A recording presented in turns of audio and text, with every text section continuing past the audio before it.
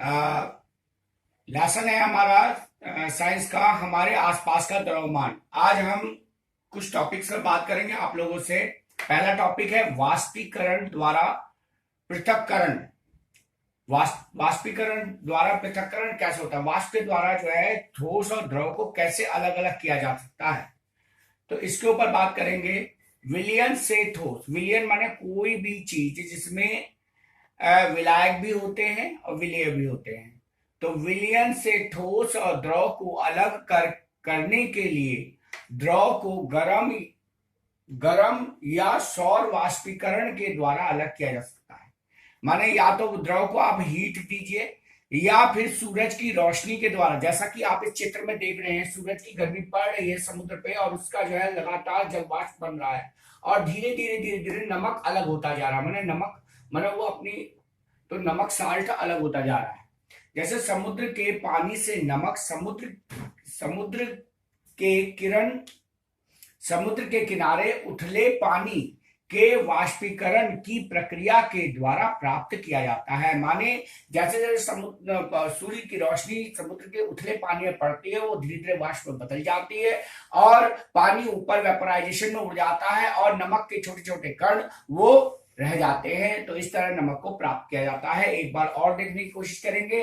विलयन से ठोस और द्रव, देखिए दोनों चीजें बताई जा रही हैं, ठोस और द्रव।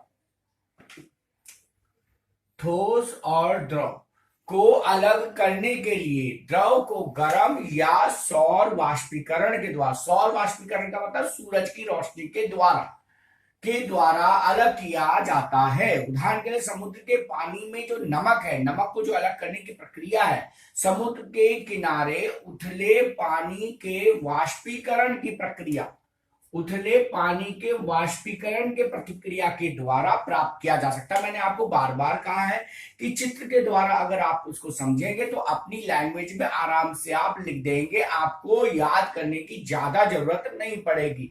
आप अपने आप ही क्रिएटर बन जाएंगे, उस चीज को अपने आप ही लिख देंगे। जैसा कि मैंने यहाँ चित्र पे दिखाया भी है कि सूरज की रोशनी जब पानी पे पड़ती है तो पानी वाष्प में बदल जाता है और हमें नमक प्राप्त हो जाता है। इसी को हम वाष्पीकरण कहते हैं, वाष्पीकरण द्वारा पृथक्करण की प्रक्रिया कहते हैं। उसके बाद है विलयन की सांद्रता क्या है? सांद्रता क्या है?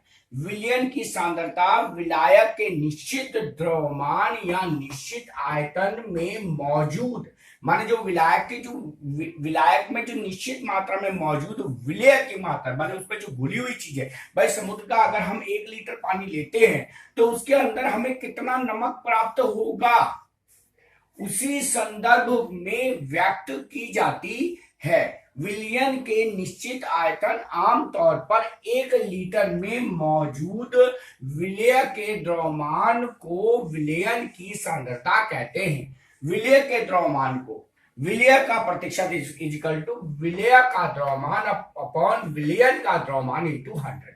फिर से एक बार देख लेते हैं। विलयन की सांद्रता विलायक के निश्चित द्रव्यमान, विलायक, इस बात को ध्यान रखना है, विलायक के निश्चित द्रव्यमान या निश्चित आयतन में मौजूद विलय की मात्रा के संदर्भ में व्यक्त की जाती है, उसी को हम विलयन कहते हैं। विलयन की निश्चित आयतन आमतौर पर हम 1 लीटर लेते हैं, 1 लीटर के ऊपर ही हम इसको एक्सपेरिमेंट करते हैं, में मौजूद विलय के द्रव्यमान को विलयन की सांद्रता कहते हैं। विलय का प्रतिशत इक्वल टू विलय का द्रव्यमान अपॉन विलयन का द्रव्यमान इंटू 100, विलयन में टोटल द्रव्यमान। नेक्स्ट, अब हम बात करेंगे गलनांक। गलनांक क्या है? एक शुद्ध ठोस पदार्थ, कोई भी पदार्थ हो सकता है, तांबा हो सकता है, लोहा, लेकिन वो शुद्ध होना चाहिए। यहां पे मैंने पानी का वो लिया है।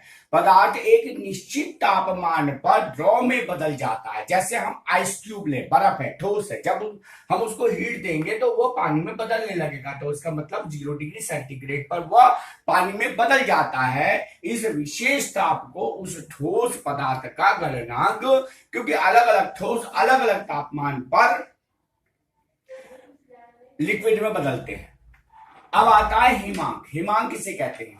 जब द्रव ठंडा होता, किसी भी द्रव को जब ठंडा करते हैं तो एक विशेष ताप पर वह ठोस पदार्थ में बदल जाता है। उस ताप को, उस द्रव पदार्थ का हिमांक है। जैसे पानी को आप ठंडा करें तो 0 डिग्री सेंटीग्रेड पर वह बर्फ में बदल जाएगा, तो वह उसका हिमांक कहलाएगा। क्वाथनांक क्या है?